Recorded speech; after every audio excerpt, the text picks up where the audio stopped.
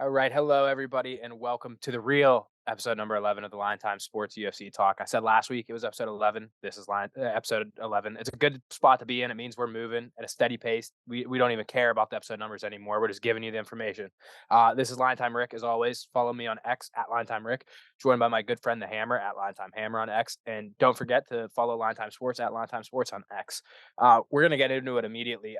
UFC Austin last week. This is one of those cards that myself and the Hammer, we were hyping it up a lot, and it truly lived up to the expectations.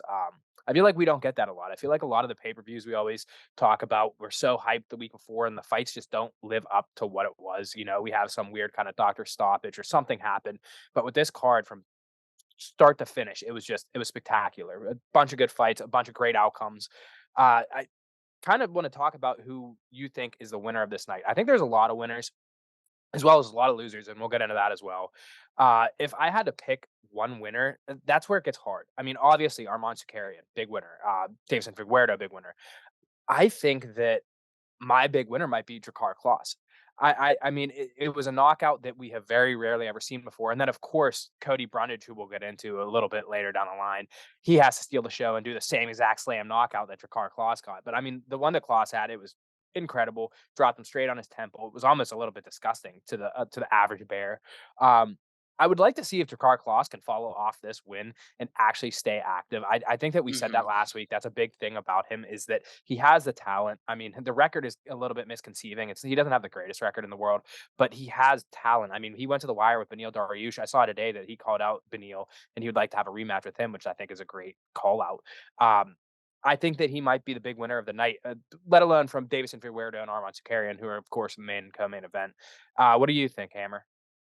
Uh, I probably would actually go. I love that pick because I mean that knockout was sweet. I would probably go Sean Brady just because of how dominant that win was, man. Like, and on the feet, he looked solid. Like, he looked like he made some improvements on the feet. There was a couple times Gastelum hit him with some decent shots, but I mean, he showed that he doesn't have a glass chin and that he's just really solid at that weight class. He's strong, man. He can take practically anyone down at that weight class.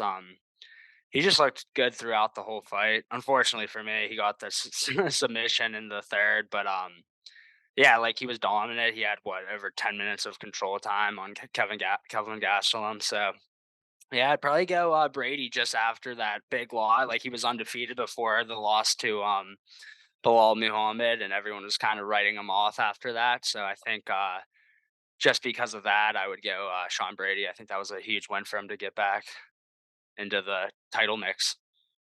Yeah, I agree. It was a big night for Brady. Kind of surprising to see him get that finish in the third. It looked like he was just going to kind of ride out a victory, which we were also hoping for, of course, Yeah. as one of our picks.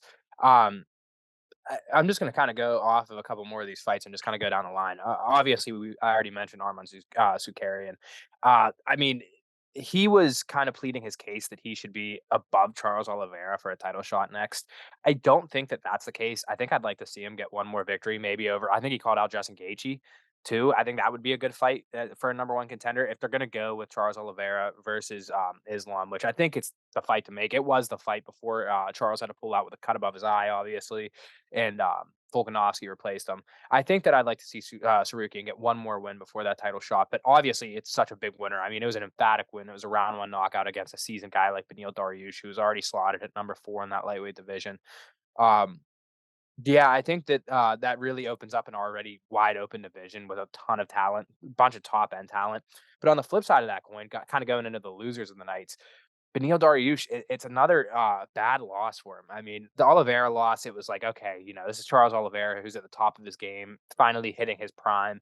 Um, and he looked outmatched against Charles Oliveira, but now with this one, I mean, he really got knocked out pretty bad by Saruki. And it's like, it's getting to the point where is Beneil Dariush gonna wanna be a gatekeeper in that division? Is it maybe nearing the end of his career? I don't know. It's gonna be on him. It's gonna be it's gonna be his decision, obviously, but he's fading further and further away from ever getting a title shot, and I don't know if I really see it anymore.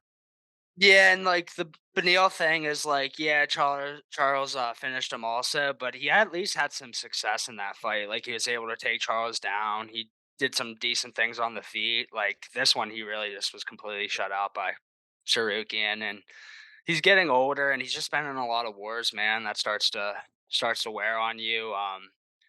Affects your durability. So, I mean, I still think he's a very solid fighter, very good fighter. I just that 155, in my opinion, is the most stacked division in the UFC. So I don't really see him getting back into that top five after that one, to be honest. And then your point about Sarukian getting the title shot, I'd like to see him fight one more time next. And it's like Charles just has so much more star power than Sarukian does right now. I just think the UFC is gonna go that route with him and Islam. Like he was so Charles was so dominant before that loss to Islam. I think that's the fight to make. But yeah, it's tough. I don't really know who you match Sarukian up with next, but I do. I think there is a thing where he could kind of be upset he doesn't get the title shot next, and like maybe just try to sit on the shelf and wait, or even if someone pulls out in that fight, just kind of slot him in there as a replacement. But yeah, it's definitely interesting. Yeah, and one more thing I'd like to kind of add on for Sarukian. I saw him on Ariel Helwani's podcast this week, and that man might have won the award for Hater of the Year. They asked him about Yeah, the Bobby Green fight, and they said, that was a little bit unnecessary. Him taking all that damage. Ah, nah, nah, nah, brother, nah, nah, nah. That was but that was too he was little. He should have hit him more. yeah, he's like 5 more minutes. I was like, Yeah, dude, you want to see someone die in the octagon? Yeah, I mean, I don't really like. I get they had like beef backstage or before the fight at the hotel or whatever, but at the same time, like I don't know, I feel like that's just a way to lose fans.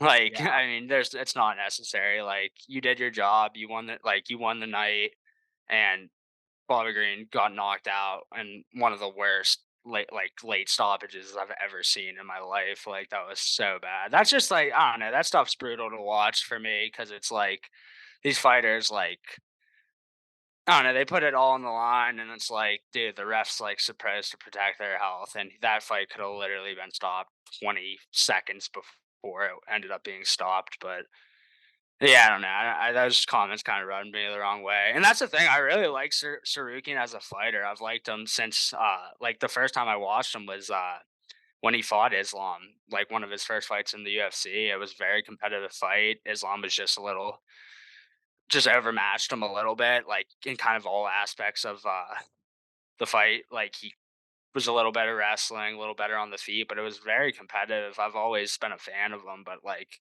I don't know, hearing stuff like that kind of makes you not want to root for him. Yeah, I agree with that. I mean, like you said, they obviously had their beef, running into each other at the Fighters Hotel, which it was also kind of a weird beef to start. I didn't really get that one. Obviously, they're in the same division and such, but I mean, I don't really see them fighting down the line ever. I don't know, regardless of outcomes. Like maybe Bobby Green, if he would have won, he would have fought Sarukian, but like I don't think Bobby Green was really that close to a title as Sarukian is. But anyways, I Yeah, think that segues us good into the Bobby Green and Jalen Turner fight. He's a Jalen Turner, another big winner. Bobby Green, definitely a big loser. Jalen Turner, we said last week, his record was so skewed. Like just to the naked eye, I think it was 13-7 going into that fight, now 14-7 afterwards. You look at that record and you go, this guy, I mean, is he really as big as a prospect as people are making him out to be? Especially myself. I've always been high on Jalen Turner. And like we said, he had some bad losses to some good people, yeah, like they were he lost to a lot of high level competition and close losses too, especially with Matus Gamrot and Dan Hooker. So I think him going out there and getting this win against Bobby Green, especially the way that he got it in, and the thing is, the stoppage, it was really bad. We all know that. We've already really touched on it. I'm sure we'll talk about it a little bit more. The stoppage was really bad, and it kind of takes away from how dominant Jalen Turner really looked out there against a guy like Bobby Green. But I mean, regardless, it's such a big win for him. I think it goes a long way for his career. It makes him line up for a lot of higher level competition. I'm not exactly sure where it goes after this, but I mean, he's going to have another ranked fight, probably another top 10 fight after this. At least that's what I'd like to see. But kind of going on to the Bobby Green side and the loser of the night kind of category here. I think he's a loser in more than one way. I mean, not in a rude way, like you're a loser, yeah, Bobby Green, but he lost that night in more than one way, in the sense that he was having this career resurgence, and I mean that's completely with a loss like that, that's completely gone now. And he took so much unnecessary damage. I mean, he's probably going to have a 6 month medical suspension. You know, he has a Yeah, concussion. for I mean, sure. he was out, woke back up again by the punches, and then out again. I mean, it was pretty disgusting. I don't, and if it was supposed to be Bobby Green versus Dan Hooker, I don't think on that night Bobby Green was going to win because again, it's very similar stylistically with Jalen Turner and Dan Hooker. It's another case of the Bobby Green fighting with his hands down was going to come back to bite him eventually, and that's what happened. Yeah, the one thing I'll say is like Jalen Turner does have a little bit more power than Dan Hooker does, but at the same time, like just like you're saying, stylistically, just a long, rangy fighter that's able to pick you apart. Yeah, I don't think it was gonna fare well for him either way. I did see that Jalen Turner kind of wants to run it back with Dan Hooker, and Dan Hooker kind of just tweeted at him, "Make weight," because apparently he did miss weight in that fight. So I mean, doesn't really make sense for Dan Hooker to run that one back, but I can see why Jalen Turner would want to. Like he did have success in that fight. It was a very fun fight to watch, very competitive fight.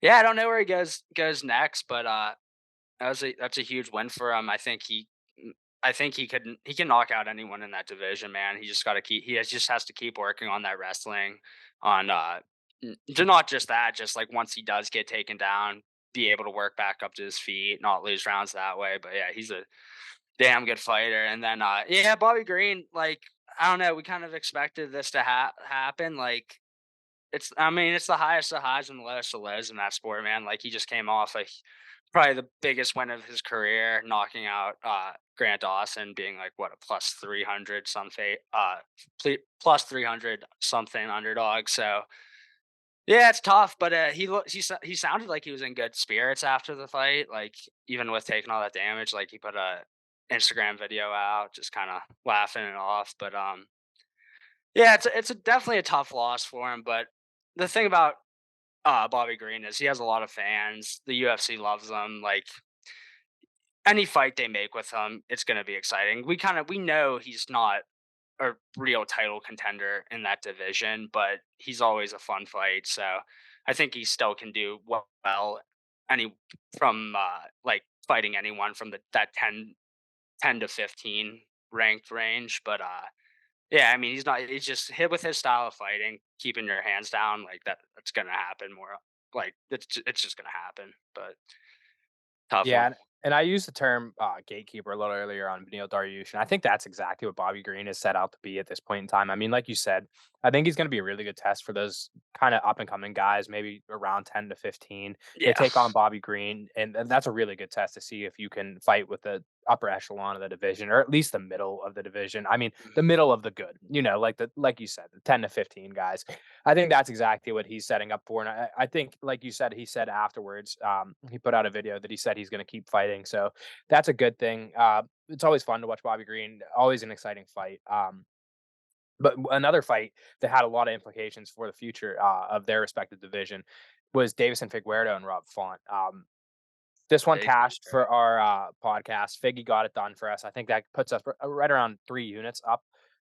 Again, we went 1-1 again this week. I think that's 4 weeks in a row where we're trading back and forth. Somebody hits, somebody doesn't. We're gonna Yeah. end that this week. I promise. I don't promise. We're probably gonna go. But anyways, we're going up Okay. units. That's all that Yeah. matters. We're going up units slowly but surely. But getting into the fight itself, Davison Figueroa, something that we were kind of weary about, kind of interested to see how it played out, is to see if his power translated and even the strength translated when going up to 35. And it definitely looked like it did. I mean, he pretty much controlled that fight from start to finish. He didn't get the finish that he wanted to go out and get, but I think 2, 3 different times throughout that fight, he had Rob Font rocked and heading backwards towards the fence. Um, it's interesting. It's going to be interesting to see who Figgy gets matched up against going forward. I think that if I were to pick, I remember seeing, I think maybe it was last year, Peter Yan called him out, and I think that that's a pretty good fight going forward. Peter Yan was supposed to fight this weekend. We'll get into that when we talk about the card, our predictions. But Peter Yan was supposed to fight this weekend. He was supposed to fight Song Yadong, had to pull out for an injury. I think that's a super interesting fight. I think that they're pretty evenly sized. I think that the power they fight kind of similarly, whereas they like to use their strength, get you to the ground, and they have sneaky good power. I think that'd be a fun fight. There's obviously a couple more fights up towards the top of the division, but you'd think that he probably gets somewhere near a top 5 fighter, Figueroa, which that's what I'd like to see. And then for Rob Font, he's kind of in a weird spot. We go back to the who quote unquote lost the night. He's one of those guys where now it was looking like maybe he could start clawing his way towards a title shot if he started to string together some wins. He obviously has one of the best jabs in the sport, but he's getting older. He's starting to string together a couple losses where it's like, again, maybe a gatekeeper. Does he want to keep going that route? He's starting to fall further and further away from a title shot. And what's arguably, I think lightweight is the best division in the sport right now. 135 is a close second. I mean, it's stacked, especially at the top of the division. Rob Font keeps falling further and further away from that top group of fighters. I don't see a future where he gets a title fight. He'd have to string together now probably 3 wins to be in consideration or something like that. So, what do you think on this one? I think that, like I said, it has a lot for the future of the division. This fight did. Yeah, consistency is just a struggle for Rob Font, man. He comes out there and looks so good some fights, and then other fights it's just he doesn't look fully there. This one, man, though, like I mean, I think it was just more of what Figgy did than like him looking bad. Like Figgy was just doing a very good job of kind of picking his shots, and like at first Figgy kind of was making me nervous just because he wasn't throwing a lot of output, but he was doing a really good job of moving away from that jab. And yeah, like Font really never got it going, man. Like that's the one thing like with him is his jab usually sets up all those other punches, those uppercuts, and he was just having a hard time finding Figgy, man. And like Figgy, his power definitely translated, his wrestling translated. He was able to get timely takedowns on him at the end of rounds to really solidify him. And then, yeah, like he just landed big shots, and you could tell the power difference was pretty big there. Yeah, just just a really good win for Figgy in my opinion. And like yeah, like you said, it's gonna be tough for Rob Font to get a title shot here soon. Definitely has to string together probably 3 wins. Yeah, he kinda has that gate gatekeeper mentality to me, like, he is still a really solid fighter, man, it's just, like I said, consistency for him, man, it's just stringing together those wins. It's, getting tough for him, and he is getting older, so it is cool that, like, he started MMA, like, so late in his life, like, I'm pretty sure he was, like, a pizza delivery boy, and, like, I'm not even kidding, like, I'm pretty sure I saw that he was, like, a pizza delivery boy and, like, started fighting when he was, like, 23 or 24, so, yeah, he's definitely a cool story, great fighter, always fun to watch, that's the one thing I'll say about that with Rob Font, man, I'm always gonna tune into his fights, but, yeah, just I think Figgy just looked great there, and I'm excited to see who they match him up against next. Should be interesting. Peter Yan was supposed to fight this weekend, right? Did he was Yeah. he and then he pulled out? Yep. Yeah, so I don't know, maybe match him up with Peter Yan, or if Song Yadong gets it done against Gutierrez this weekend, maybe rematch that. But both of those fights are fun. Good Yeah, match. I love the addition of Figueroa into this division. I mean, like I said, it's a stacked division, but it's just adding another top tier talent into it, and it's a good test for a lot of the guys. If he never really makes it to get a title fight at 135, he's another great test for the upper echelon to see like, are you ready to be contending for a title? We talked about Sean Brady, obviously a very big win for him. He called out Ian Gary, who I think he fights next weekend. Ian Gary. Yep, yep. I that would be a fun fight if Ian Gary gets a win. I think that again, Sean Brady said he'd wipe the floor with Ian Gary, which pump the brakes maybe a little bit. Ian Gary's really good. I know he's been the talk of the town recently, but I think that'd be a fun fight. And then another surprising one. It's another fighter who, here I am writing their eulogy saying there's no chance. Misha Tate, she came out and she really beat Julia Avila pretty soundly. She was a plus 130 dog. She came out, she did the damn thing. And it's weird because when we were talking about it last week, it was a case of me saying it looks like Misha Tate's kind of like doesn't show that she wants to be out there anymore. It seems like it's more of a chore to her than anything else. She didn't show like in her past couple of fights like the determination that she showed earlier on in her career to be at the top level. And when she came out on Saturday, I mean, she looked like her old self again. She looked determined. She looked ready and willing to leave it all out there in the octagon. I mean, she looked really good for 15 minutes. I saw rumors about her and Holly Holm running it back. That'd be a fun fight. I mean, they're both older in age. I don't know if that would go far in the ways of a title match, title implications. Probably doubtful, but it's a fun fight. I mean, it lines up pretty good with UFC 300. It's a fight the fans would like to see. That's probably where I see Misha Tate going next. What do you think? Yeah, she looked good. She looked rejuvenized for sure. I will say that we were talking about Julia Vila a little bit, and we were like, we don't really think she's all that great. Though a lot of her recent wins are against girls that are not even in the UFC anymore. So it was a great win for Misha Tate. She looked good. Her wrestling looked great. Her stand up looked solid. Like she dominated the fight in every aspect. However, I will say Avila just did not look like she wanted to be there at all. But with that being said, like I still thought it'd be a lot closer. Even with Avila not being that high level of a talent. But yeah, it was a great win for Misha Tate, man. Get her back in the win column. I would like to see that her and Holly Holm maybe go at it again, just because, like you said, man, fun fight for the fans, nostalgic. They fought for the title. Misha Tate upset her in a pretty cool fashion, getting that rear naked choke. So, and that's kind of like what they do with these, like, UFC 300, 200, UFC 100. They like to bring back, like they brought Brock Lesnar back for what was a UFC 100 and stuff. Like they like to kind of give fans nostalgia and just like make big fights in that aspect. So, and just big names in general. So yeah, that would be a good matchup, I think, for both of them. Yeah, as we get closer to 300, we're obviously going to talk about potential matchups for that. And like you said, they like to appeal to every genre of UFC fan, the old heads, the new fans. They like to put on fights there for every branch of fans so that they get a lot of views. And that just seems like one that makes a lot of sense to me, at least. And then, okay, so kind of going and we're going to finish out this recap real quick. Again, Brundage and Drakkar Kloss, they got back to back slam knockouts. Brundage, another guy that I said, there's just no chance he gets the win here. Facing a guy in his debut where the under is minus 190. The under did hit, just Cody Brundage was the one to get it there. He just cut in. He just cut in one by decision and cashed that plus 900 there, huh? Yeah, again, they have to have something against us, which it leads us into again our best friend Clay Guida. I really thought that he was going to come out here and do the thing, but he didn't. He lost, Yeah. and they did not give him the microphone. They did not Yeah, let him they talk. they knew better this time. They knew better. They weren't going to let him. Oh, I'm not actually retiring. I'm just taking my gloves off. My hands are hot. So we didn't see that. Probably a good thing. Um, and then one more kind of loser of the night, and again, this is one that we said it was thank God that we avoided it. It was Punahil Soriano, Yep. minus 310 favorite. Just don't fall into that trap. He's good. Yeah. He has power, but he should never be a 3-1 favorite ever. Dustin Yeah, Smarts just against beat him. I anyone mean, in the it's just, UFC.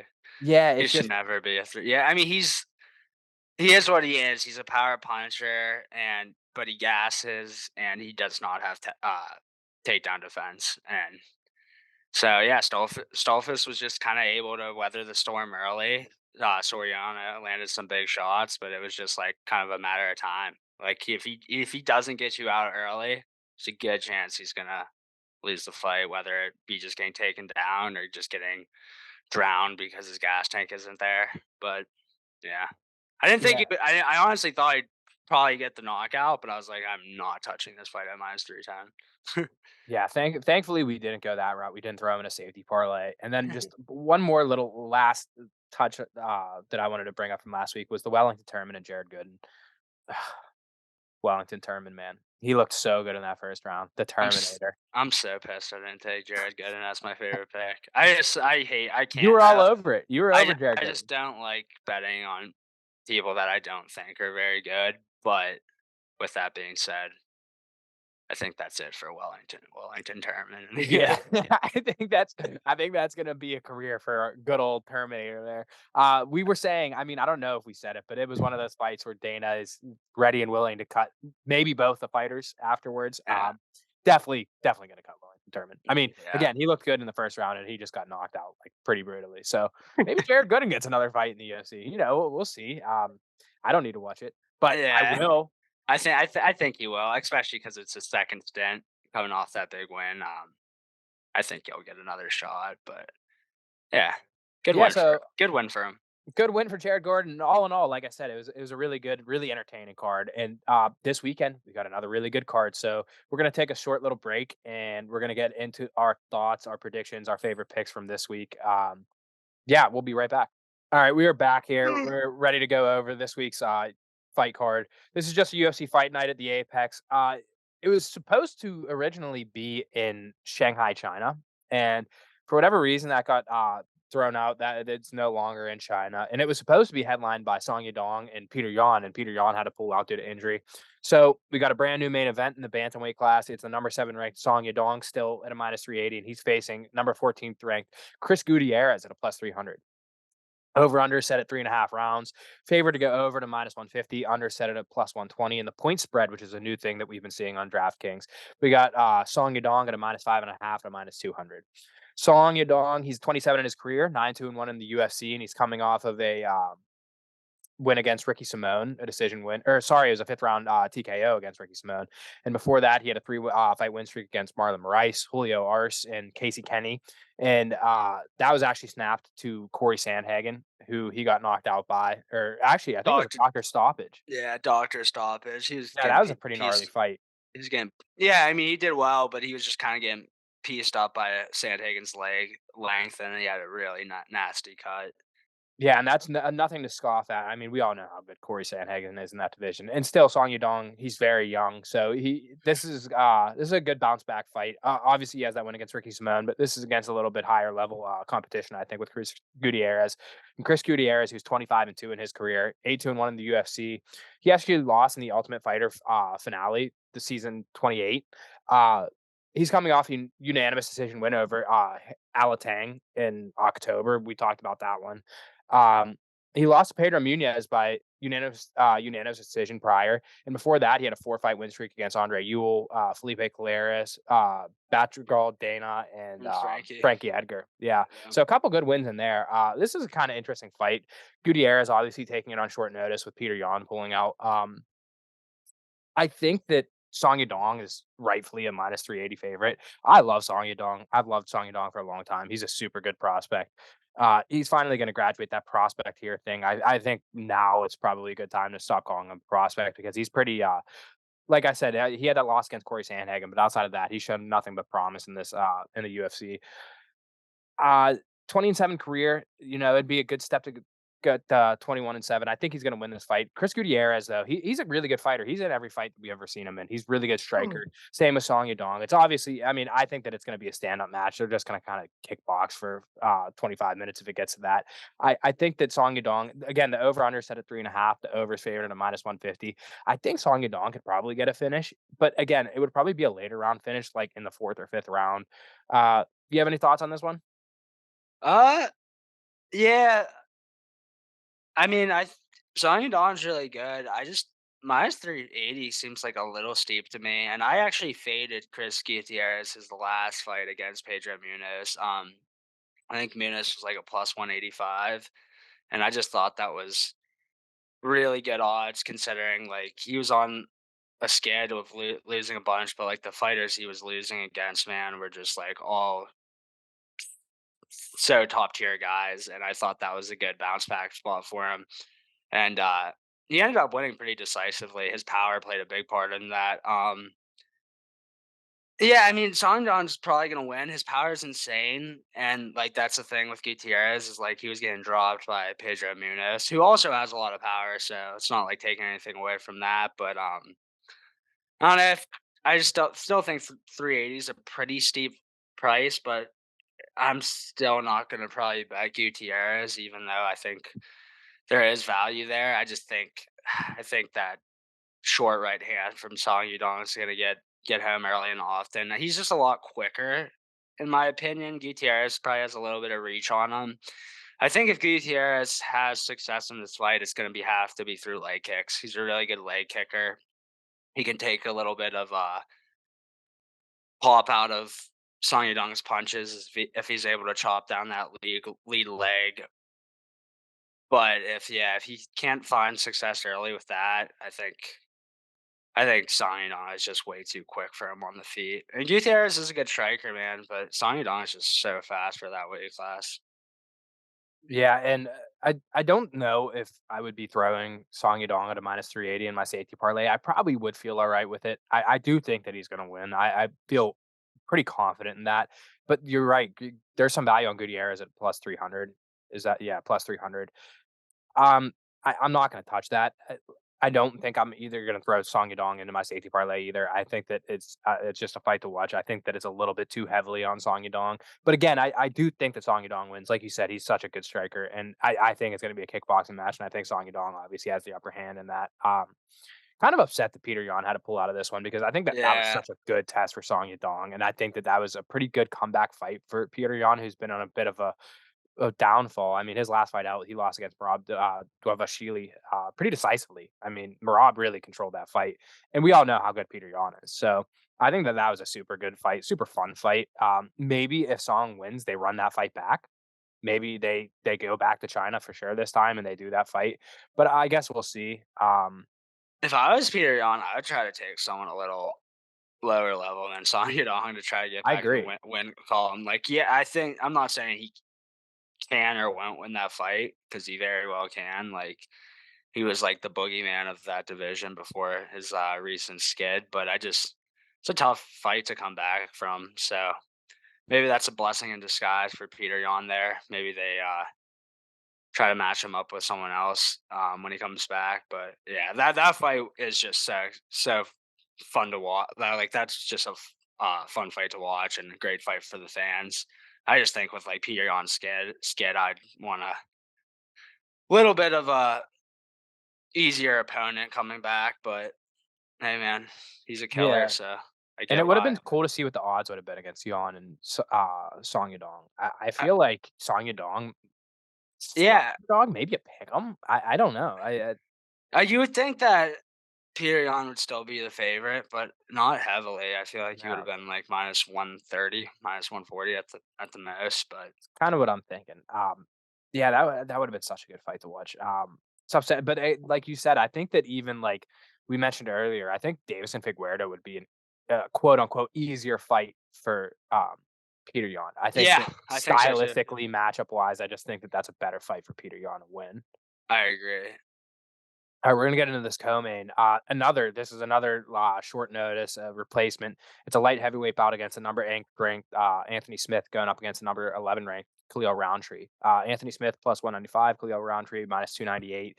The over under is set at a round and a half, plus 105 to go over, minus 130 to go under. We're gonna touch on that a little bit later. Spoiler alert.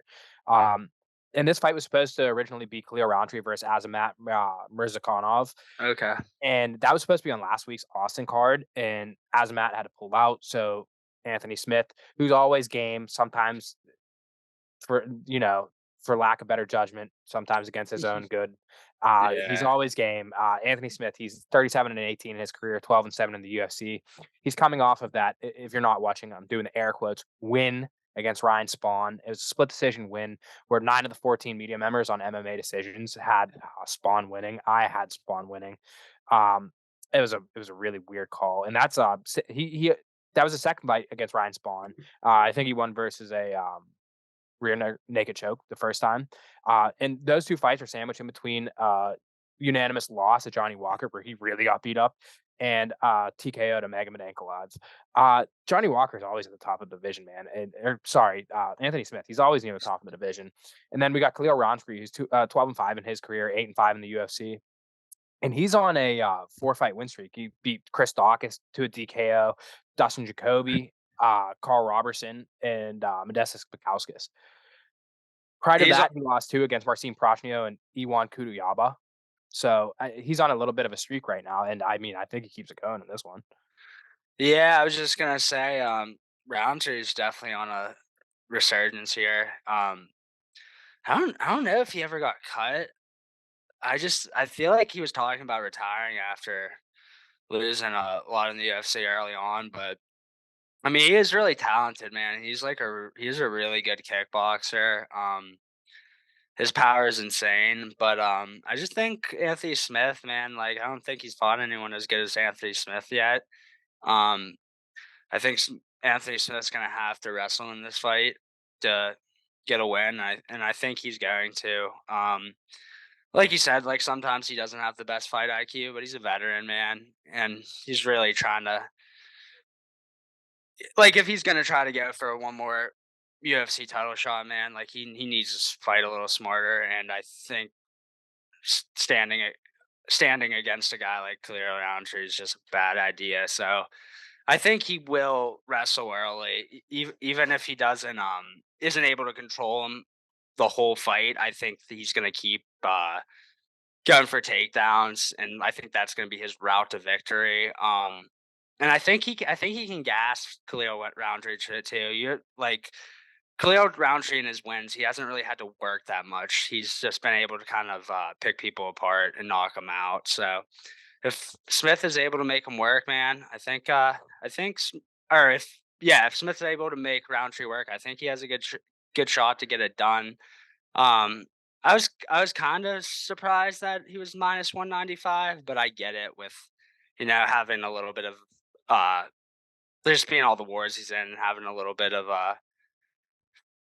not the best chin, but like he has a good chin, but he's been knocked out before, like he's taken a lot of damage. I think that's kind of what they're seeing here, where if a guy like Cleo Roundtree, man, like could be bad for him. Like he hasn't been knocked out much, but he gets wobbled a lot, but he stays in there. So it's interesting.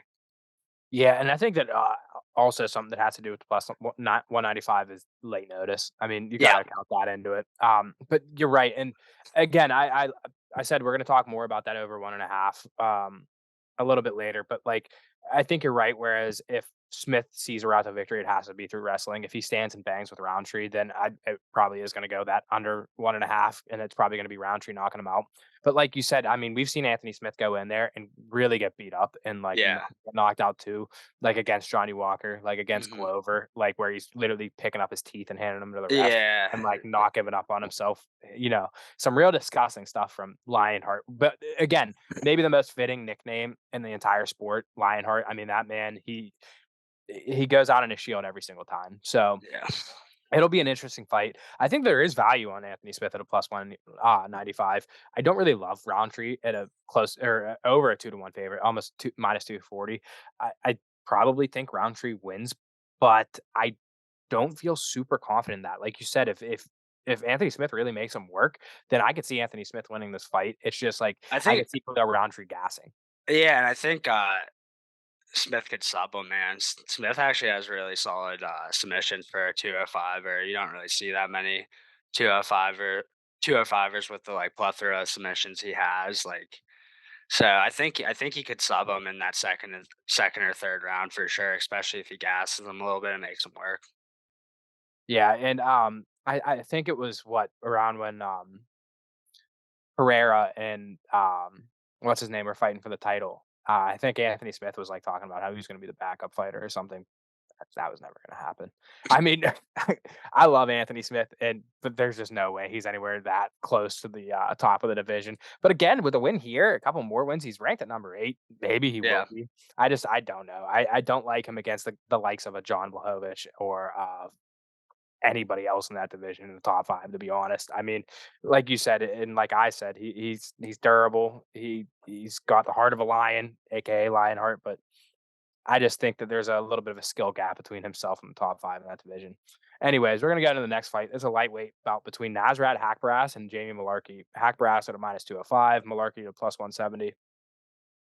We got the over under at 2.5. The over is favored at minus 220, under at a plus 170. Point spread, we got Hackbrass at a minus 3.5 and a minus 110. Nazareth, he's a guy that I've always been a little bit high on, but he's had a couple losses. He's 15-5 in his career, 7-4 in the UFC. He's coming off back-to-back decision wins against Landon Quinones, who is making his debut, and John Makdessi. And prior to that, he had 2 losses against Bobby Green and Dan Hooker, which were both unanimous decisions. Uh, those are decent losses to have with Bobby Green and Dan Hooker. Obviously, they're both really good fighters. John Makdessi, decent win. Lana Canonis, he was on Ultimate Fighter this past year, and I think that was a short notice fight for Canonis. I think was filling in for somebody. Anyways, then we got Jamie Malarkey, 17-6 in his career, 5-4 in the UFC. His last fight was a win against John Makdessi, again by unanimous decision, and before that, he'd lost to Mahamajan Naimov to TKO, and I I like Jamie Malarkey. I don't love him. I like Nasrat Hackbrass. 2-1 sounds about decent. Again, this is just like for this whole card, basically. I don't love the odds taking somebody straight. I don't like Hasbras enough at a -205, and I don't think that I like Malarkey enough to bet him at a +170. I don't think there's enough value there. Uh, Obviously, they think that it's going to go over. I agree with that, but there's no value to -220 to go over. Yeah, I just think this card's super tough to bet in general. I like Nasrat, man. He's mini Calvin Gastelum, bro. They literally look like the same person. They do but look like brothers. It's very weird. it's very weird. But yeah, I think he wins this fight. I've been a fan of him. Sometimes his output isn't always there, but he's a solid fighter. I think he just has I think he just has more skill than Jamie Malarkey here does here. Malarkey has some sneaky power though, and he's pretty durable. Like I've seen him in fights where looks like he's going to be toast pretty quickly, but then he comes back and guts out a win or knocks you out. So I mean, he definitely has a shot here. I think Nasrat wins. I'd probably put him in a parlay though. I kind of like that. I'm not going to bet him straight though. Yeah, like I said, it's a tougher card to bet, especially money lines. I do like Nazareth Hasbras here. Uh, Going into this next one, we got bantamweight, and this is another short notice. This is a common theme because, like I said, this fight was supposed to be in Shanghai, and a lot of these fighters, you'll see, there's a lot of Chinese fighters on this card, and a lot of the fighters in general couldn't make this fight once they moved to Las Vegas because a lot of them were on the road to the UFC, and a lot of them just they couldn't make to the states and get their fights in. So this card is severely diminished in size and fighters. In this one, we got bantamweight. We got the number 11 ranked Tim Elliott. He's going up against the number 12 ranked Sue Majari. Tim Elliott -148, Sue Majari at +124. This fight was supposed to be Alan Nascimento against Sue Majari, which that was a really good fight. Alan Nascimento, he's all over this division. But Elliott, again, he stepped in this week. I think it was yesterday or the day before that. So it's super short notice. Elliott, who's 19-13 in his career, 11-11 straight up split in his UFC career. He just fought at UFC 294 against Muhammad Makayev, where he lost to a arm triangle. He looked decent in that fight. I mean, he always looks decent. He won 4-5 prior to that against Victor Altamirano, Tigir Ulanbekov, Jordan Espinosa, and Ryan Benoit, and he had a loss against Matthias Nicolau. They're all by unanimous decision. He's a decision machine. Then you got Sue Majari, who's 16-5 in his career and 3-2 in the UFC. He hasn't fought since last July. And he's coming off a loss to Matt Schnell in Do you Arizona. remember that fight? Oh yeah, That fight where was Sue Majari, he looked insane. really good in that fight. And yeah, it was crazy, dude. Like he literally had like Matt Snell like so hurt, and then I think he got rocked with something on the feet, and then just kind of it was the beginning of the end. Like that, Matt Snell's chin is insane for surviving that onslaught by Sue in that fight. But it's an interesting one.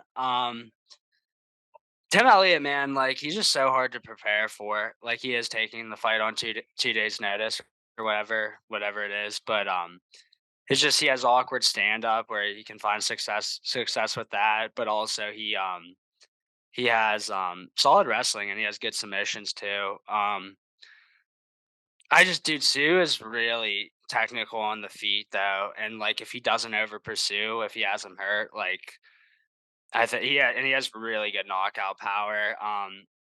I was like a little surprised to see Elliott be the favorite here, but I mean Sue's coming off such a long layoff, and ring rust could definitely play a factor. I think it's going to be a competitive fight, and like if you look at Sue Majori's losses, um, outside the UFC, a lot are coming by submission. And Elliott's not like the craziest submission artist, but he does have wins by submission. He has good wrestling, so it's interesting for sure. But I definitely lean Sue in this fight at +124. I know we'll talk about it a little bit later on our favorite picks. Yeah, and I think you put it well. Tim Elliott is a hard guy to prepare for, especially on short notice. Having to go in and not have a ton of time to prepare for Tim Elliott, and you just get the feeling that he's always ready to go. Elliott, like he Yep. doesn't need a full camp; he can just go in there and fight the way that he likes to fight.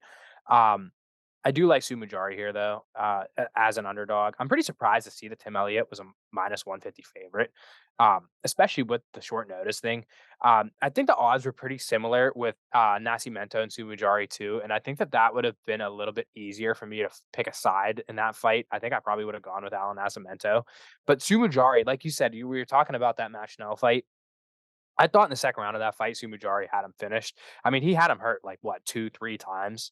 It was crazy. I mean, it was he looked so good, and then in the third round, Matt Schnell from out of nowhere, he comes back from the pits of hell and he wins that one.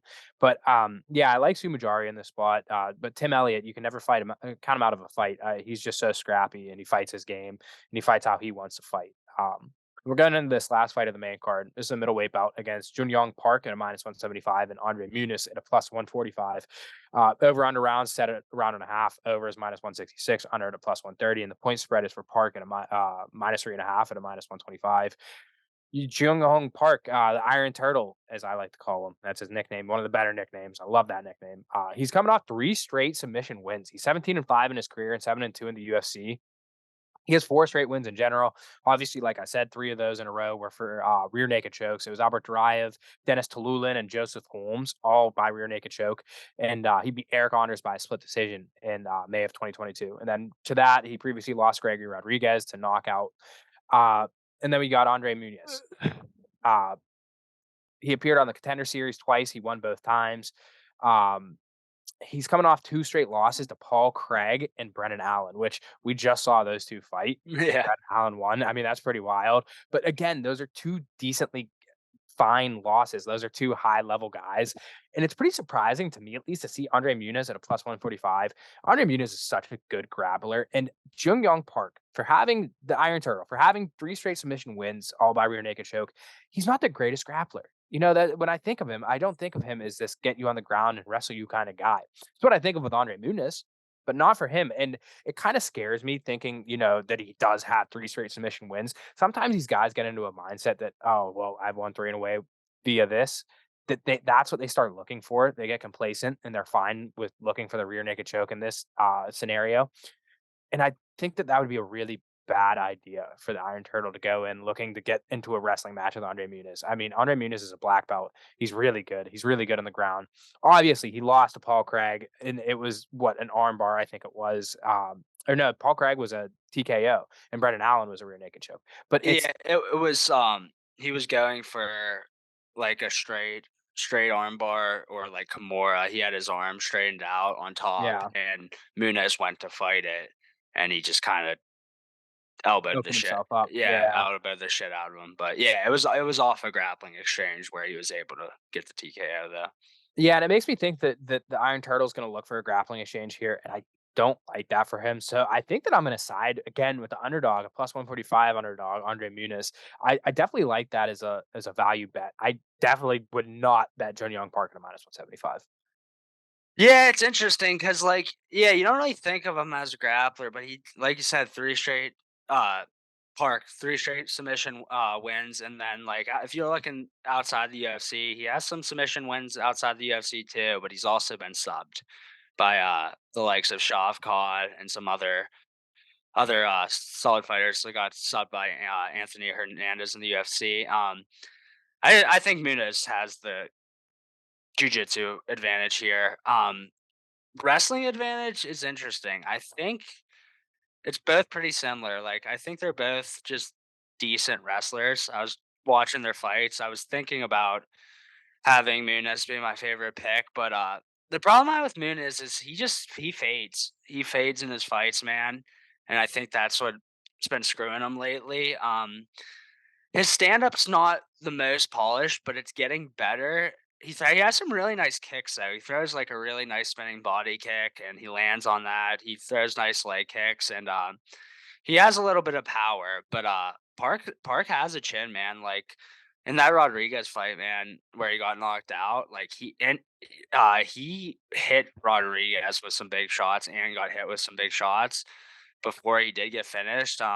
So it's interesting. I think Park might have a slight advantage on the feet, but nothing crazy. I do think Muniz is gonna try to take him to the ground here and submit him quickly. I think as the fight goes on, it probably favors Park a little bit. So I think that's why I'm gonna ultimately stay off of it as like my favorite bet. But I do like I think there's not the value on Muniz here to get it done.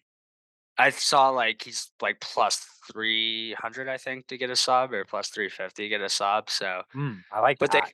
yeah, but they also kind of think if not, Park probably knocks him out.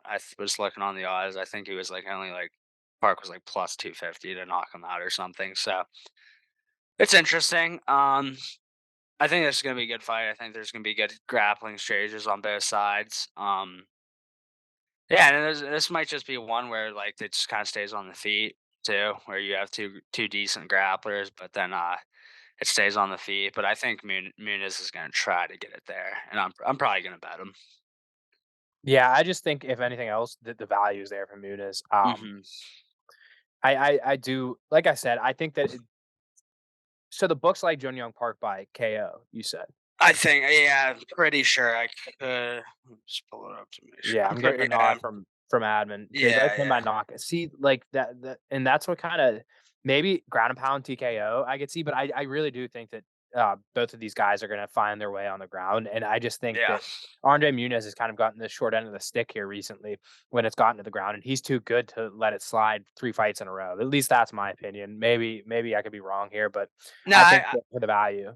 I agree, and like both of those losses, Paul Craig and Brendan Allen, like he looked good throughout the fight, man. That's what I'm saying. I think like he had success taking them down, controlling them on the ground. It's just he kind of fades, Yeah, and he does. He gasses. that's the thing that I think's really been he's really been struggling with. So I mean, if he improved his gas tank, man, I think he could get this done fairly easily. So yeah, that's why I'm gonna bet him, but I don't love taking someone with not the best gas tank, so I'm gonna stay off as my favorite bet, but I do like Muniz in here in this fight. Yeah, and I do think it's interesting that Um, they have the over under at 1.5. Yeah, it's juice to the over, I think, but yeah, it is. It's minus 166 to the over. So for method of victory, you're right. So the lowest odds is Park to win by KO. But then second lowest is Muniz to win by that's sub. yeah, And what is it to interesting. go the distance? Do you have those numbers? Probably like Yeah, plus to go 180, plus 200. plus 165 Ooh, on DraftKings at least. interesting. That is I interesting. could see it going the distance. I'm not gonna bet that. I don't think I'm gonna bet it, but I don't hate that value there. So I think it's gonna end in the second half of the second or the third, which Yeah, aga I mean, I could see it. yeah, I can see it. Again, I'm closing thoughts. I like Muniz here. I do. I like Muniz by submission. So if you want to throw a dart on that one, I'd say that's a pretty decent play. We're gonna take another short break here. We're gonna get into the prelims, talk about our favorite picks. Then we're gonna talk a little bit about the bare knuckle event from this past weekend because I just thought it was very good, and I just want to throw a couple thoughts out there on that. All right, we're back to round off these prelims, and we're gonna get straight into it. First one we're going to talk about here is a welterweight bout against Song Keenan, and he's going up against Kevin Josette. Song Keenan plus 120, Kevin Josette minus 142, and the over under is at 2.5 rounds. Over is at minus 105, under 125. So they're pretty much flipping a coin on that one. Song Keenan, 21-7 in his career, 5-3 in the UFC. He's coming off a decision win against Rolando Bedoya. He has 2 fights before that that were losses, and they were both KO losses against Ian Gary and Max Griffin, which are as far as losses go, I like to say they're good losses. Those are pretty good losses, especially because he looked pretty good in that Ian Gary fight for a little bit. And then just set. He's 9-2 in his career, 1-0 in the UFC. Coming off his debut, he had a first round rear naked choke win against Kiefer Crosby, and that was his debut. And my friend Hammer let me know that that was one of Conor McGregor's boys, Kiefer Crosby, and he was Bellator. Um, yeah, this is an interesting fight. The line is interesting to me. Pretty surprised to see Giuseppe as a favorite here, especially because, like I said, Song Keenan, he looked decent against Ian Gary. And Ian Gary, I mean, he's one of the biggest up and coming stars that the UFC has at this point. I don't know. It's pretty interesting. I kind of like Song Keenan. I was debating putting him as my favorite pick. I just, to be completely honest, I don't know enough about him to confidently put him out as my favorite pick. I still think that if I was going to take a side in this, I would put some money on Song Keenan rather than Gisette just for the value. Yeah, so Gisette has one fight against Conor McGregor's boy, but yeah, Keith or Cosby isn't all that great. I think it was short notice where he took that fight, and I think that was kind of Dana just like maybe Conor was like, yeah, give my boy a fight. He's not bad, but like he's not great either, and that's the one fight we have to go off. I wasn't really able to watch any of his tape from his other fights outside the UFC. Yeah, so I just kind of take the guy that has what how many he has like what 7 or 8 UFC fights, 5-3. Yeah, like I'd Yeah, he's probably got just 8. Yeah. yeah, I just probably side with Son Keenan here for the value because of that. Like he's been in there with Max Griffin, Ian Gary, Alex Morano. Like yeah, he lost all his fights, but those are high level guys. He's coming off a win, so he has a little bit of steam coming in here. I just really don't know enough about this other guy to take him at minus odds. Probably just to stay away for me. I don't think I wouldn't recommend betting this fight. Just we don't really know too much about this Kevin Gisette guy. But if you want to take a side, I'd go with the guy that has 8 UFC fights rather than one. Yeah, and like I said earlier, this card really took a hit when it moved from Shanghai back to Vegas because a lot of people weren't able to make it to the States and fight. But this next fight in particular is one that I'm shocked is on the prelims. I thought that it would be on the main card. It's not necessarily because it's the most competitive fight, but it's because of who's fighting in it. It's a flyweight Yeah. bout, and it's Tatsuro Taira, and he's fighting Carlos Hernandez.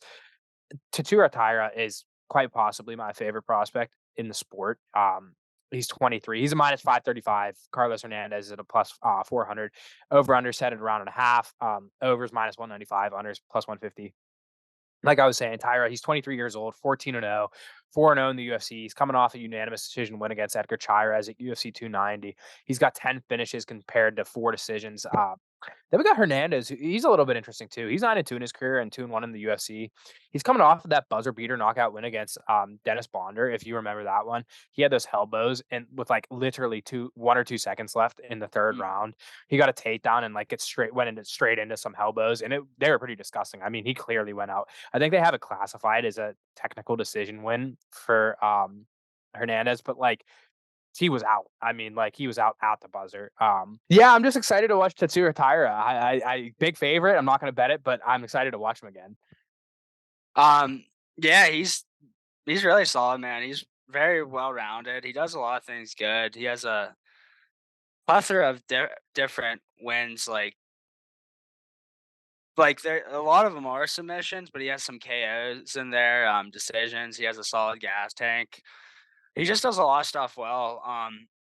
Minus 500, man. Like that is pretty high, but I get why he has a minus 500. But at the same time, man, Carlos Hernandez, it's on pretty nice. Like he lost to Alan Nascimento 2 fights ago, but other than that, man, he has a lot of victories. Like yeah, a lot of them are coming outside the UFC. He's 2-1 in the UFC. Has a win on Dana White's Contender Series, but yeah, I don't like him enough to bet. I think this is one that Tyler probably gets it to the ground and subs him, but I think he's gonna. I think he's just gonna show why he could be a champ here in the near future. I think he's super well rounded. Um, he has a good gas tank. I mean, there's been a couple. Like he had a couple fights in the UFC where it's just like he looks good everywhere, but I feel like we're yet to see him just like completely put a performance together. And when he does that, I think that's going to be really scary for the flyweights. I think that's kind of what the UFC is waiting on before they give him those high level opponents in that flyweight division. But like I said, man, he does a lot of things well. And yeah, 4 fights into his UFC career, man, I think he's just going to get better and better. Definitely has a chance to be a champion here soon. Yeah, and especially in a division that's lacking talent at the top end. Yeah.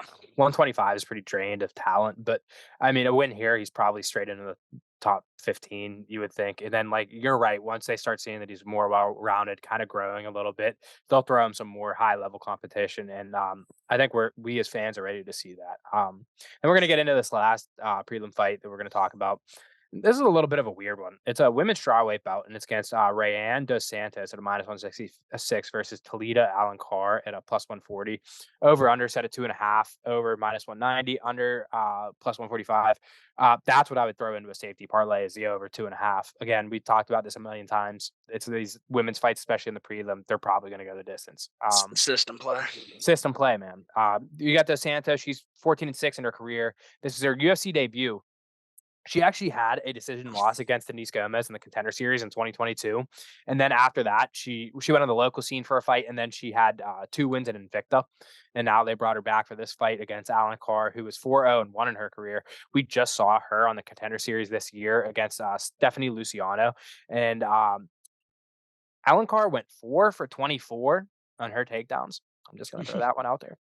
But she controlled her That's for insane. it's insane. I saw that and I had to throw that out there. That just had to be said. She really controlled her for the first 2 rounds though. Like legitimately, like the first like full 10 minutes, she just controlled her. But by that 3rd round, she was incredibly gassed. And she got up and beat up so bad that she got 10-8 by the poor girl. And they got a draw. And the other girl, she got a contract, and Alencar didn't. And now apparently Alencar did, and she's back. She's fighting. She has an extensive grappling career outside of her MMA career. Before she got into MMA, like I said, she's only 4-1 in her MMA career, but she had a lot of grappling matches before then. It's a weird fight. It's one where I probably just side with experience rather than everything else. Like I said, this Rayanne dos Santos, she's 14-6 in her career. Although this is her UFC debut and she lost in the Contender Series, she's had a couple wins in Invicta, which is a pretty good fighting program, especially for women's fighting. So I'm gonna go with a -166 favorite and Rayanne dos Santos. But like I said, if I'm gonna bet anything in this fight, I'm gonna throw the over rounds into a safety parlay at -190. Yeah, you said everything that needs to be said. Yeah, I'd bet dos Santos. Alencar in that 3rd round. I remember watching that fight. Alencar was literally getting like dropped with like everything that girl was throwing at her. And it definitely deserved to be a draw because she for sure lost that last round 10-8. And then like the 2 rounds she won, it's just she kind of like laid on her. Really didn't do all that much. And I think the reason she was 4 for 24 is I think she had 20 takedown attempts that she didn't get in that 3rd round because she was getting beat up so bad. So and she just couldn't do it. She just had no energy. exactly. Yeah, her gas tank was definitely a little suspect there, especially for not putting out the best output in those first 2 rounds that she did win. Um And I have not watched the other girl at all, and I will still be betting her after watching that performance of Alencar in the Contender Series. And I will also probably be taking over or the fight to go the distance. Yep, that's pretty much where I'm at. I mean, I think that's pretty much all we got to say for that one, and that's going to wrap up the card in general for us. And I guess we just get straight into our favorite picks of this week. And I guess I'll start it off. I'm going to go with Anthony Smith and Khalil Roundtree over a round and a half plus 105. I honestly, when we were first talking about it, I told you guys that I think that's what I'm going to look into is over rounds in that fight because I honestly, I like it to go the distance. And that's a plus 275. So if you're feeling it, if you're feeling wild, if you're feeling frisky, throw a bet on it to go the distance at plus 275. I think there's a decent chance. I think if Anthony Smith wins, it's 100% going to go the distance. I mean, like you said, he could get a submission win, but I think that he would just wrestle and kind of lay on Roundtree and Roundtree, who likes to fade later in the fights. I could see it going in the distance that route. But my favorite pick is going to be the over round and a half at plus 105. I just, even if Khalil Roundtree starts to lay it on Anthony Smith, if Anthony Smith is fine with accepting that it's going to be a stand-up kickboxing match, which he shouldn't, like I really think that it's going to be Anthony Smith getting the fight to the ground early and often. I think that Anthony Smith can survive for a round and a half. His chin isn't amazing. It's not the best chin. It's not an iron chin. It's not Marvin Vettori. But Yeah. like I said, his name's Lionheart, and his name's Lionheart for a reason. He's too tough for his own good most of the time, and he will go out on a shield, and he will try his hardest to not get knocked out. I mean, if he isn't knocked out, he's gonna fight and he's gonna try to get into a position where the ref doesn't stop the fight and he can survive to the next rounds. I just think that the 1.5 mark is very attainable for Anthony Smith. I agree. I think this is one that like there's a decent chance he does get wobbled in the first round, and you're like, "Fuck, why did I do this?" And then he survives, and then starts getting takedowns in the second and third, and kind of wearing on Roundtree here. Yeah, I think Smith could honestly get it done. I mean, I think if it loses, it's gonna lose in like the first like minute of the fight. You know what I mean? Like I think he could get like knocked out cold right away. But other than that, I really don't think Roundtree's gonna be. I don't think he's gonna knock him out later in the fight. I really don't. And I think Smith's gonna wrestle early and often. And I think that is gonna be really good for your over 1.5. Um, the only other thing I'd worry about is like if Smith does get him down, hopefully Roundtree doesn't try to like give his back up trying to get up and like panic, because hopefully he just like fights it smart, stays in guard, like tries to kick off and get up to the feet, but doesn't do anything stupid to give up his back, because that's where Smith could easily get a submission. But Roundtree's a strong guy, so I think you're going to be looking good here. I like that over 1.5 at plus money. I think there's a lot of value there. Yeah, I think that like you said, I think that might be my biggest concern is if Smith does get it to the ground, Yeah, Roundtree he needs to not overreact and he yeah, needs to just find his way back up to his feet, because if he starts exposing some limbs or his back, like you said, then it probably could be Anthony Smith by submission. But for sure. I like Uh, the 1.5. Same here. Yeah, my favorite fight or my favorite pick is going to be Sue Majori, money line. I don't really like to bet on guys coming off that long of a layoff. Well, I'm doing two things I usually don't like doing betting here.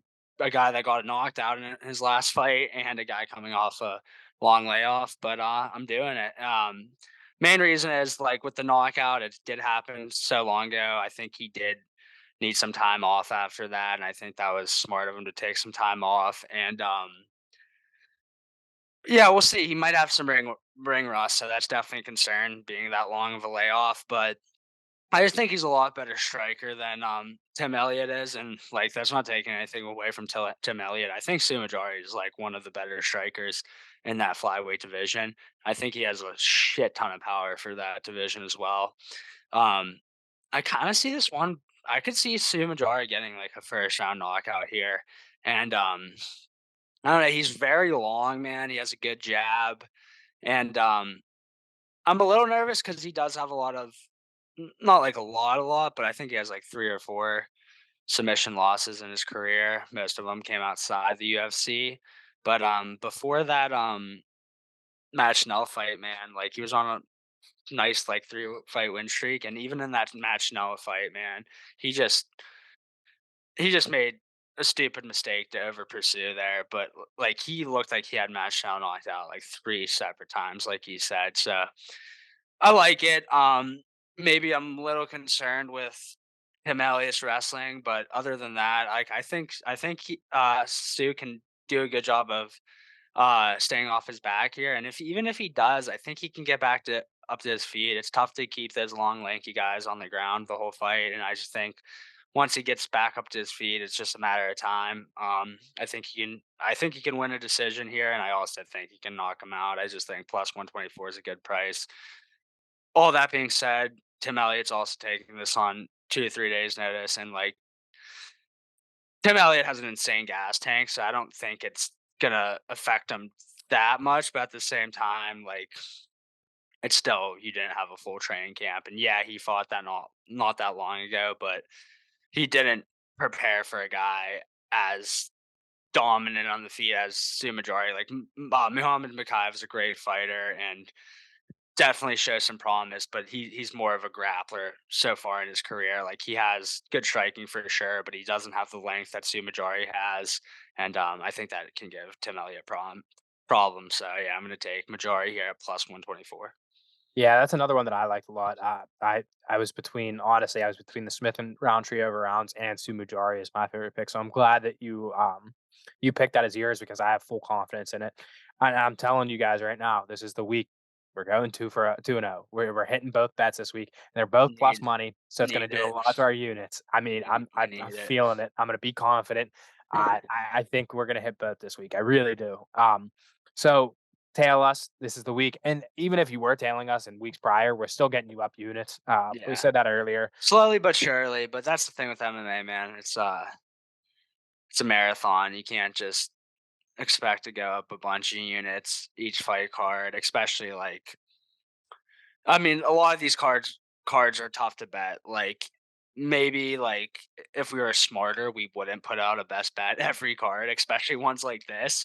But it gives it makes it fun, man. Like you just given some content of like who we do like and some edges there are on the card. But like a card like this, man, there's not many edges. So like I said, it's all about getting some value and trying to go up units small at a time and just keep building.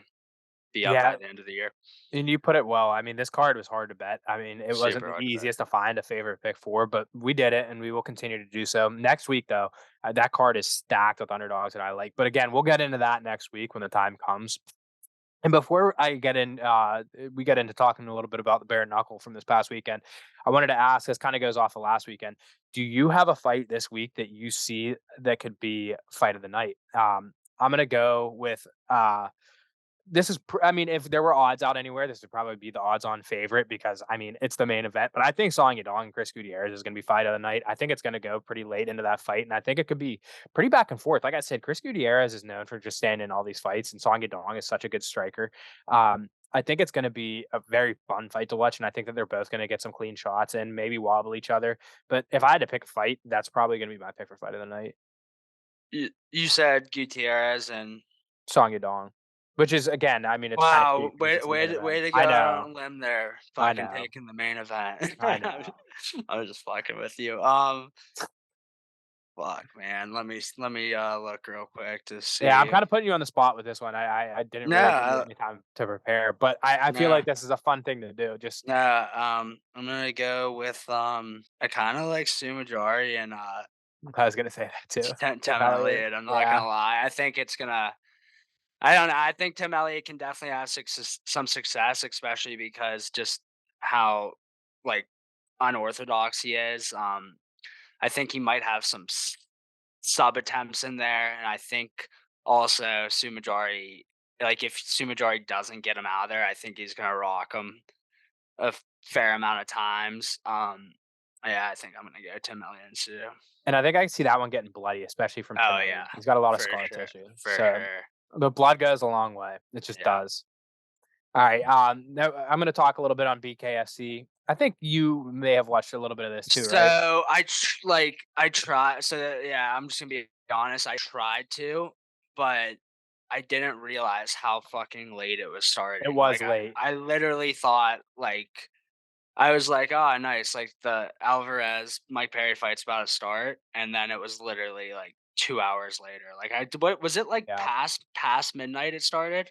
Was it like Yeah, I around think it midnight? was Yeah, closer to one. I yeah. think it So might have ended around 1:30 I like ish. had my laptop up and I was like watching some of the fights, but I not gonna lie, I passed out and I missed the Eddie Alvarez and Mike Perry one, and I obviously watched the highlights the next day. So yeah, you can talk about it. I was pissed I missed that, but Yeah, so like I said, I mean, we're gonna start with that the main fight, the Mike Perry versus Eddie Alvarez, and I think it was for the King of Violence belt, is what they called it. hmm Fitting, very fitting.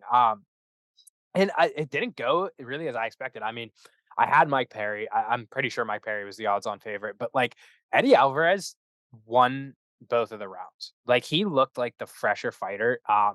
But Mike Perry was just walking straight through his best shots. It was crazy to see, especially with bare knuckle. I mean, if you watch the UFC, if you watch MMA, you probably have watched bare knuckle. It is violent, man. It is hmm just like watching these guys take those shots, especially Eddie Alvarez punches. I mean, we've all watched Eddie Alvarez fight with the 4 ounce gloves on.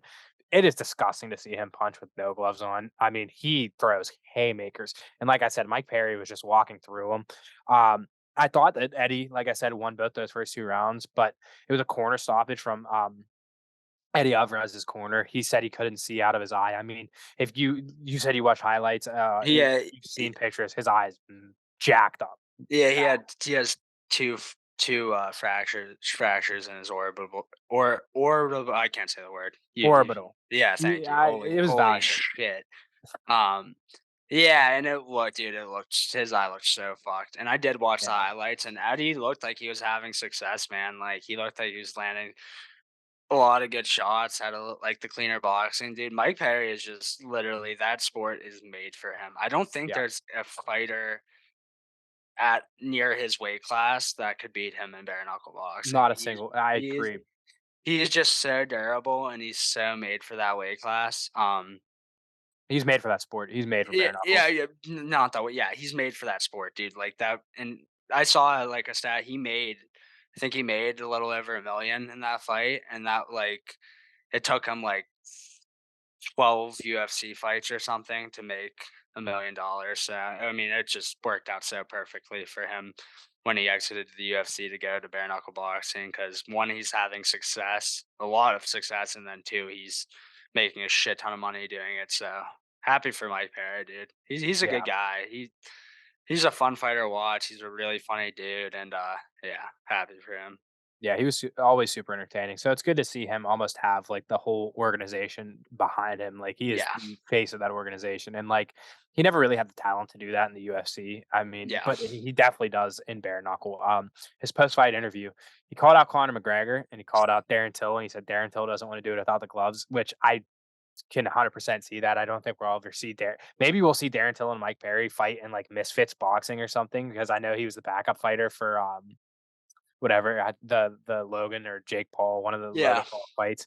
But I we're never going to see Conor McGregor in bare knuckle. I'll just throw that out there. They don't have enough money to pay Conor McGregor, first of all, he wouldn't do and that Conor's shit. just not going to go break his face. He doesn't need to. He's. I think he might be a little too vain at this point. Yeah, I mean, I love would. Conor. He's a competitor. I would. Yeah, He like ain't doing that shit. I most would normal like people why wouldn't do why the it. fuck would you, dude? Like you're making so much money in the UFC. Like why would you do that? I also saw after it, I don't know what podcast or if it was on Ariel or whatever, they asked him who else like he would like to fight, and he said Jorge Masvidal. Masvidal said though, like he like talked to Masvidal about it, and he said he really doesn't want to do it because of like just his hands getting so torn up. Like that's what obviously he's like. But Mike Perry was like a really respectful call out. He talked about how he used to watch him fight in Kimbo Slice's like backyard fighting league or whatever that shit was back in the day.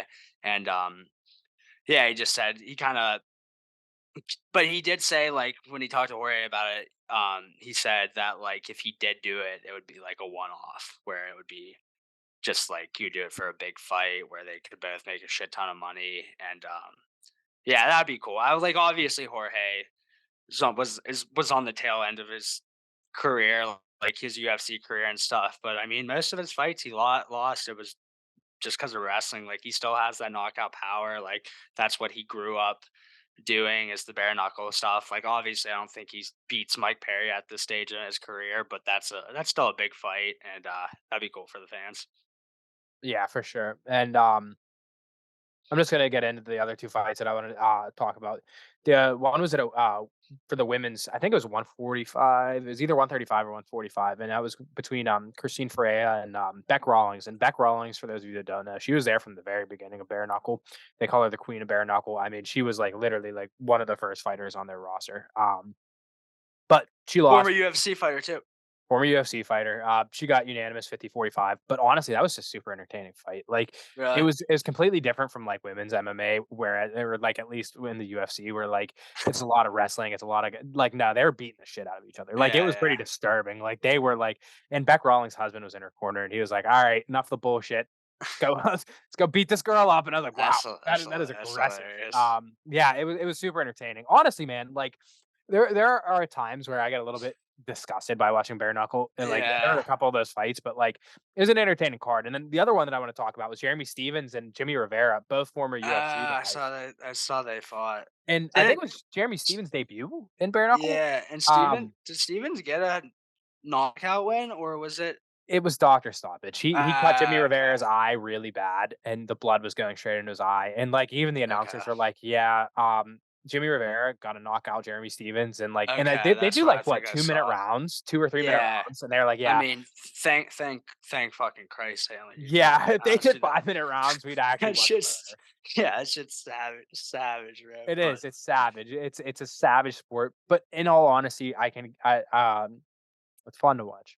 yeah, no, It's savage. It gets disgusting, but I didn't even know Jimmy Rivera was doing bare knuckle. Like I neither did just I. like kind of after he left the UFC, because like he had a very solid UFC career, man. Like, and I was just like he kind of just like disappeared, you know. Like he had lost a few fights in a row to like top level guys, and then just kind of disappeared.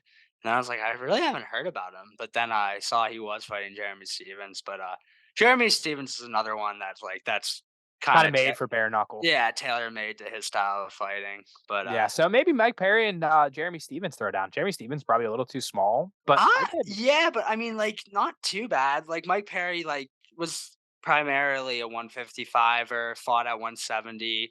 yeah, Jeremy Stevens a 145er. So yeah, like, there's obviously gonna be a a little, little but bit, they can make little that weight. fight work. No, they could definitely make that fight work for That'd be sure, entertaining. for sure. But anyways, that's gonna do it for this week. Next week, man, this is probably my card of the year just because the main event. We got UFC 296 next week. Headline, of course, by Leon Edwards and Colby Covington. We're going to dive into that at full force. You won't want to miss that one. That is such a good card. Like I said, there's so many underdogs that I already have my eyes all over. We'll recap our picks from this week. We'll recap the card from this week. But again, make sure to listen next week. It's a big card. Make sure to listen going forward because, like I said earlier, leading up to UFC 300, we're going to be throwing out our fight predictions on who might be on that card. We'll see if Connor makes his debut against Chandler, or his return against Chandler on that one. Doubtful, but we'll keep throwing our ideas out there for what we might like to see on 300 or what we might think could happen. But again, another fun week. Thanks for joining in the Hammer. Yeah, we'll hope to see you guys next week. Always a pleasure. See you next week.